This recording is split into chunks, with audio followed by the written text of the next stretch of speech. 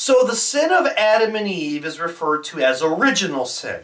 The sin of Cain is what we're going to call personal or actual sin. Now, I don't really like calling it actual sin because that, in my mind, implies that there's fake sin out there.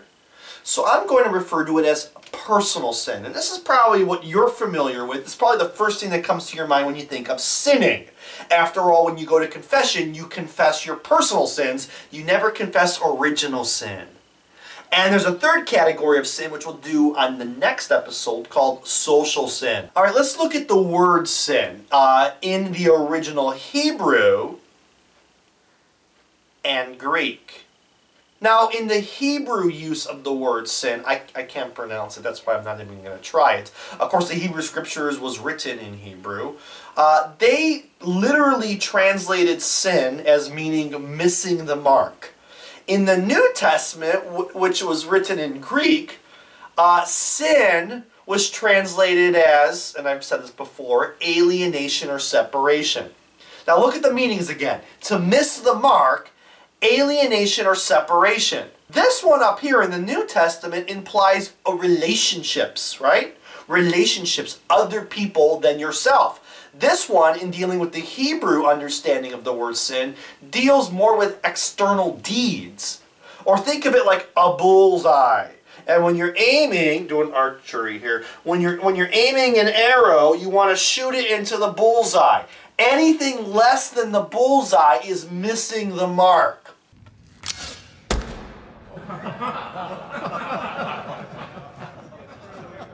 As we go through the Hebrew Scriptures, the Israelites are going to get a lot of laws. And they're going to sin by breaking those laws or missing the mark when it comes to what God wants out of His people. Even Adam and Eve had the law. The law. Not to eat of the fruit. And they missed the mark. And there's consequences for them missing the mark. So you'll see this in the New Testament. When anybody's breaking any letter of the law, the Jewish purity system suggests that you need to call them out on that. You need to exile them from the community because they're missing the mark. The problem with that understanding of sin is that it's not about people. It's about deeds. It's about the law. It's about the mark, and you don't want to miss the mark. That's what I love about the New Testament understanding of sin. The New Testament word for sin, up there, is about relationships.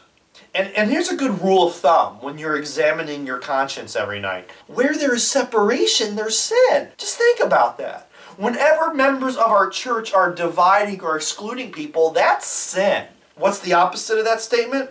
Wherever there is community, there's grace. Grace! Jesus says it himself, where two or more are gathered, I am there. God is about community. Whenever someone is excluded from community, that's sin. And what happened with Adam and Eve? They sinned and they were excluded from the garden. What happened to Cain? Cain sinned and was excluded from the family. So when we exclude others, when we don't accept others, whenever there's separation, there's sin. So let's define this term personal sin. Personal sin are actions, and actions aren't just deeds. Actions can include thoughts, attitudes, words, and deeds that alienate us from each other, from God, and even from ourselves whenever we're compromising our integrity or compromising our chastity and any other ways that we're not true to who we are, wearing masks. That's sin. There's two classifications of personal sin. There are the sins of commission and there are the sins of omission. Commission, omission, commission, omission. What's the difference? Commission is probably what you think of when you think of sin. You commit a sin. You do something wrong. I don't know, you steal from someone or maybe you stab someone. You commit a wrong action. Sin of omission is when you fail to do something good. Yeah, you could sin even in not doing something. Isn't that crazy? Right? Yeah, guess so. Example of that from the parable of the Good Samaritan. The priest and the Levite who walk past the beaten man and don't help can be construed as examples of sins of omission.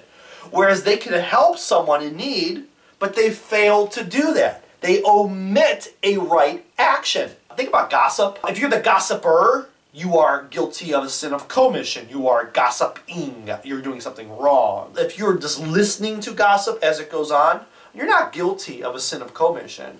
You're guilty of a sin of omission. Because if you're not stopping that person from gossiping, you are allowing a sin to take place. And they may not even listen to you if you try to stop them. But the point is, do you try? And if you don't try, then you have failed to do good. You are guilty of a sin of omission. That is part of our act of contrition. God, in choosing to do wrong, sin of commission, and in failing to do good, sin of omission. I have sinned against you whom I should love above all things. Yet my definition of personal sin also talks about thoughts and attitudes. You might have heard this before. Your attitudes lead to your thoughts lead to your actions lead to your habits lead to your vices or virtues, your vices and virtues lead to your character leads to your destiny. Your destiny. In short, your thoughts and attitudes equal who you are and where you're going. So you want to make sure those are in check. You want to make sure those are in the right place. And again, when you're doing your examination of conscience at night, you should think about where are your thoughts? Where are your attitudes? Ignatius of Loyola gives us two circumstances when your thoughts can be sinful. Number one, when you think of sin and you don't resist the thought. Now, I want you to understand this is not temptation. Even Jesus was tempted. But the difference between just a temptation and when thinking can be sinful is when you get really some satisfaction off that thought. You don't try to resist it. You let it dwell. You let it linger. You fantasize about it. You go back to it from time to time. It's starting to happen again. When you think about pornography, right, that's fantasizing. That's taking enjoyment off the sin. You might encounter somebody all the time that you really despise, and you always think, I really wish that person got hurt. I really wish that they would just have bad luck upon them. And that's borderlining into attitude, but you're not going to push that person down the stairs, okay? But maybe you think about how neat it would be if that person fell down the stairs, but you're not doing it. My friends, that's still sin. Because you're letting those thoughts, those evil thoughts kind of manifest, letting them linger up there. And that's not healthy. And the second time where Ignatius says thinking is sinful, more or less a premeditated sin.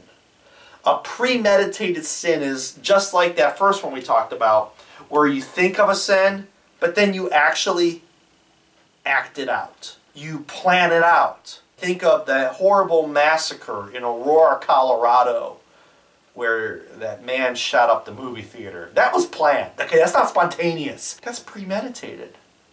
Ignatius says that's the worst type of sin you could ever do against God, because you actually thought it through.